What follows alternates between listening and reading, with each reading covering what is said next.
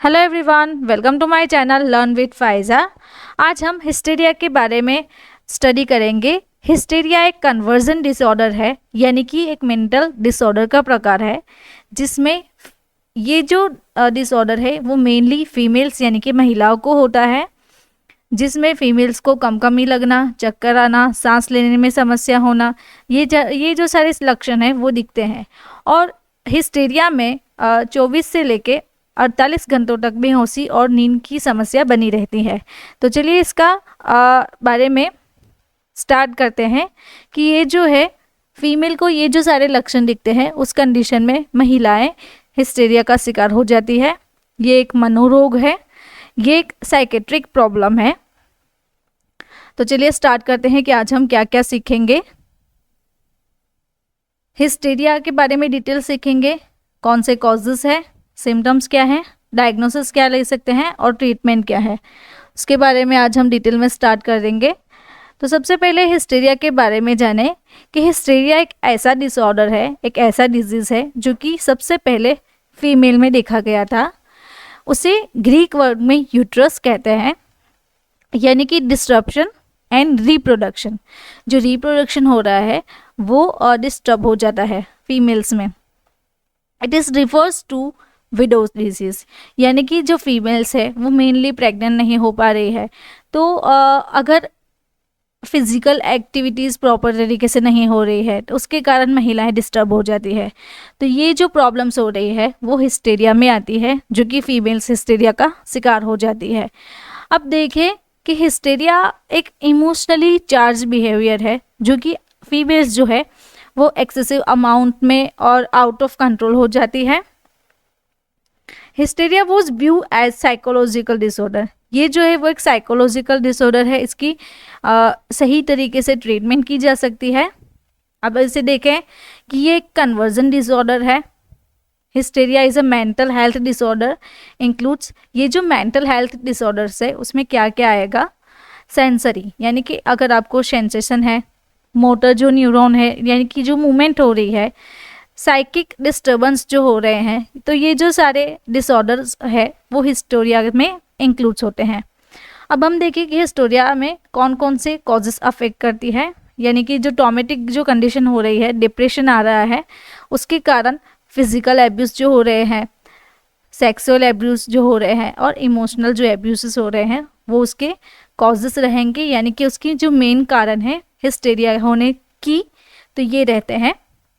Video के बीच में मैं आपको बताना चाहती हूँ, हमारा एक ह्यूमन एनाटॉमी एंड फिजियोलॉजी का कोर्स है, जिसकी लिंक मैं आपको डिस्क्रिप्शन बॉक्स में दे दूँगी, तो आप वहाँ से जाके हमारा जो कोर्स है वो डायरेक्टली एक्सेस कर सकते हैं। अब हम हमारे टॉपिक पे वापस से आते हैं कि हिस्टीरिया जिनको होता है, जिन फीमेल को, उनको कौन कौन से सिम्टम्स दिखाई देते हैं।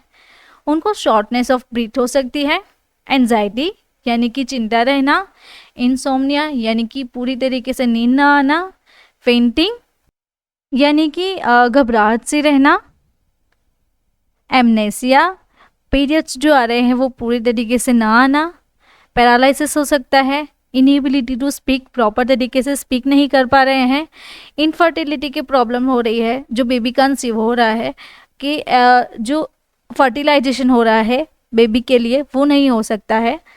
देन बॉडी पेन रहता है, स्पाजम रहती है, मसल स्पाजम, कन्वल्सिव फिट्स आ सकते हैं यानी कि एपिलेप्सी, सीजर्स आ सकते हैं, vomiting, deafness, bizarre movements, seizure and hallucinations. तो ये जो सारे सिम्टम्स हैं वो हिस्टीरिया के हैं। अब उसकी डायग्नोसिस के बारे में देखें कि हिस्टीरिया में कौन कौन सी डायग्नोसिस करवा सकते हैं। डिसोसिएटिव एमनेसिया, अगर आपको प्री और पोस्ट एमनेशिया है तो वो उसका डायग्नोसिस होगा। डिसोसिएटिव फ्यूज, यानी कि कोई ऐसा पर्सन है जिनको टेम्पररीली मेमोरी लॉस हो गई है। डिसोसिएटिव आइडेंटिटी डिसऑर्डर, कि वो जो पर्सन है वो अपने आप की आइडेंटिटी खो देता है, यानी कि उसे कुछ याद नहीं रहता है। इलनेस एंजाइटी डिसऑर्डर, यानी कि जो चिंता हो रही है उसमें आपको इलनेस हो रही है, तो ये जो सारे हैं वो इसके डायग्नोसिस है। देन फेसिटिसस डिसऑर्डर्स, यानी कि फीमेल जो है वो अपने आप को नुकसान पहुंचा रही है, कोई चोट पहुंचा रही है, या फिर कुछ ऐसे सिम्टम्स दिखा रही है कि जो उसके अंदर है ही नहीं। अब ट्रीटमेंट के बारे में देखें कि हिस्टेरिया में कौन कौन सी ट्रीटमेंट ले सकते हैं। साइकोथेरापी ले सकते हैं आप, rest cure, regular marital sex कर सकते हैं, pregnancy, child birth and paroxysmal conversion यानी कि ऑर्गेज्म। जो फीमेल्स है उनको ऑर्गेज्म रेगुलरली फील करवाना चाहिए। जो मैरिटल जो पार्टनर है आपके, उनके साथ आपको रेगुलर फिजिकल एक्टिविटी करनी चाहिए, जिससे आप यानी कि जो फीमेल्स है, जो महिलाएं हैं, वो हिस्टेरिया का शिकार ना हो। अब हम देखें कि यहाँ पे है कॉग्निटिव बिहेवियरल थेरापी, CBT। जो फीमेल जो फील कर रही हैं वो आपके साइकोलॉजिस्ट को बताएं कि जिससे कि आपको उनके जो सिम्टम्स हैं वो पता चले। देन डाइलेक्ट्रिकल बिहेवियर थेरापी, उसमें इलेक्ट्रिकल शॉक दिया जाता है जिससे कि पता चले कि जो पेशेंट है उनके मन में चल क्या रहा है। Then eye movement desensitisation and reprocessing, उसे EMDR कहते हैं। आई मूवमेंट कैसी है पेशेंट की, कि प्रॉपर डायरेक्शन में वो देख सकता है या फिर नहीं देख सकता है। देन माइंडफुलनेस बेस्ड थेरापी, कि उनके माइंड में चल क्या रहा है। ये जो सारी थेरापी है वो उसकी ट्रीटमेंट में ले सकते हैं। अगर माइंडफुलनेस थेरापी है तो आपको कीप इन काम रहना है। उसके बाद जो आपके साइकोलॉजिस्ट है वो आपके सिम्टम्स एक्सेस कर पाएंगे। यहाँ पे है EMDR थेरापी, यानी कि ये जो आई मूवमेंट है वो प्रॉपर तरीके से हो पा रही है या नहीं हो पा रही है।